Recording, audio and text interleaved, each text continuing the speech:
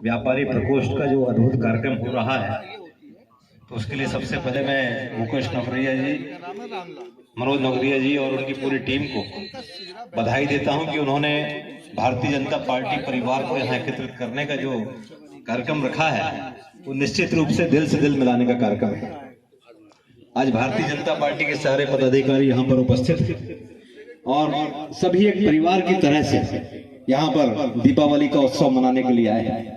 चलना है, अभी और भी कुछ उद्बोधन आएंगे, तो मैं अपनी बात को बहुत संक्षिप्त में रख के ये कह रहा हूँ कि हमारे व्यापारी प्रकोष्ठ का ये कार्यक्रम अद्भुत कार्यक्रम है और सबके लिए प्रेरणा है, क्योंकि हमारे जितने प्रकोष्ठ हैं अगर ये एक एक कार्यक्रम करेंगे तो आप ये मान के चलिए कि हमें बार बार मिलने का अवसर मिलेगा और दिल से दिल मिलेंगे, क्योंकि दिल मिलेंगे तो दल अपने आप आगे बढ़ेगा। जहां तक व्यापारी प्रकोष्ठ की बात है, क्योंकि व्यापार से ही पूरे आर्थिक चक्र पूरे समाज का चलता है, क्योंकि व्यापारी अगर सक्रिय है, व्यापारी अगर सही ढंग से काम कर रहा है तो आप ये मान के चलिए कि उस शहर की अपने आप उन्नति होती है।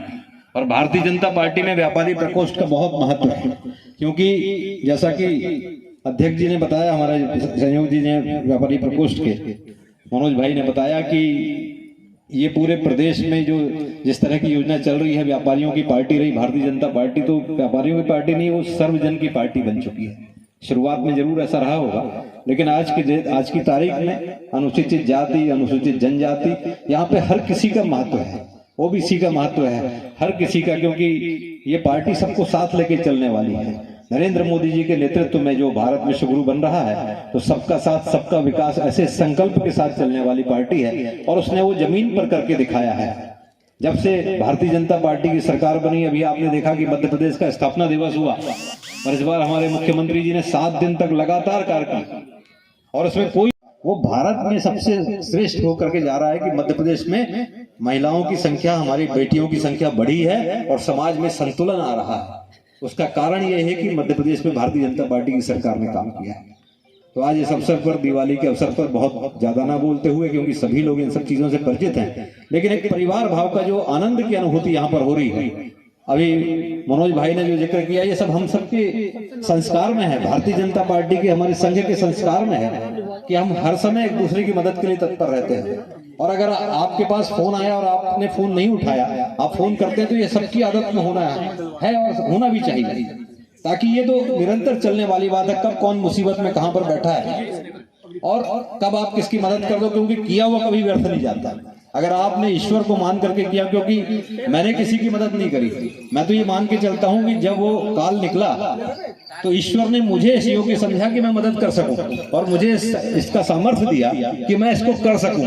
यहाँ हर कोई व्यक्ति सामर्थ्यवान है, हर कोई व्यक्ति संस्कारवान है और हर कोई व्यक्ति इस तरह से करना चाहता है। तो मैं एक बार फिर पूरी टीम को, हमारी व्यापारी प्रकोष्ठ की, और इस तरह के आयोजन करने के लिए लोगों की प्रेरणा बने।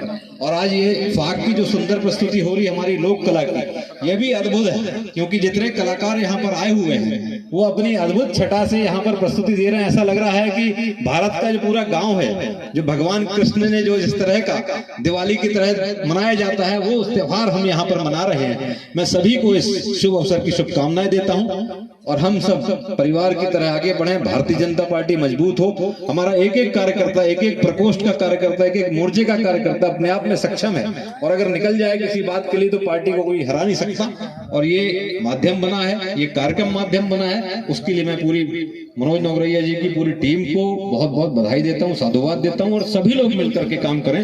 मैं बहुत लोगों के नाम नहीं ले पाया, लेकिन सबको क्षमा चाहते हुए, सबको शुभकामना देते हुए मैं चाहता हूँ कि हम निरंतर आगे बढ़ें, साथ मिलकर के आगे बढ़ें। मेरी शुभकामना है। बहुत बहुत धन्यवाद। वंदे मातरम। बहुत बहुत धन्यवाद।